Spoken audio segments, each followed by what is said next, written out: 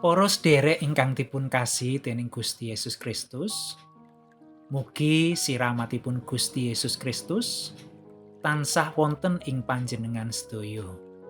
Kula Pendeta Tri Agus Wajar Winantio saking GKJ Penaruban Klasis Banyumas Utara badhe maosaken renungan padintenan sadar Senin gangsal Januari tahun 2026 kanthi jejer disantosa lan diteguh. Sira disantosa lan diteguh atinira amarga sira kang bakal nuntun bangsa iki supaya bisa ndarbeni nagara kan sun janjikake kalawan supaos marang para leluhure. Yusak setunggal ayat ingkang kaping 6. Nelson Mandela kinunjara watawis 17 taun awit anggenipun nglawan apartheid ing negaranipun piyambak Afrika Selatan. Ing satengahing kinunjara menika Mandela ngraosaken kapetek manahipun sangsara lan boten mangertos saged luar saking pakunjaran benjang menapa. Nanging piyambakipun pitados pilih keadilan lan kamardikan badhe mawujud ing negaranipun. Sesampunipun luar saking pakunjaran, Mandela pinilih dados Presiden Afrika Selatan mawi pilihan demokratis. Lajeng nunggilaken bangsanipun ingkang kasingget-singget awit diskriminasi rasial.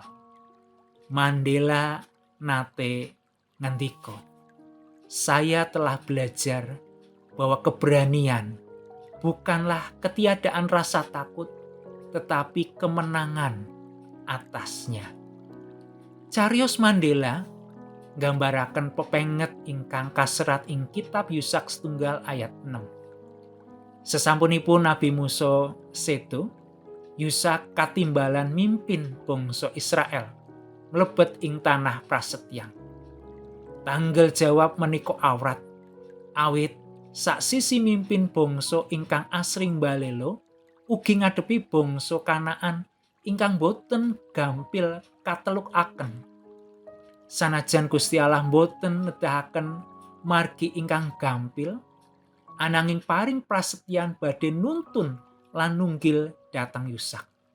Pramila Gusti Allah ngendika, "Sira disantosa lan diteguh atinira." Kenging menapa?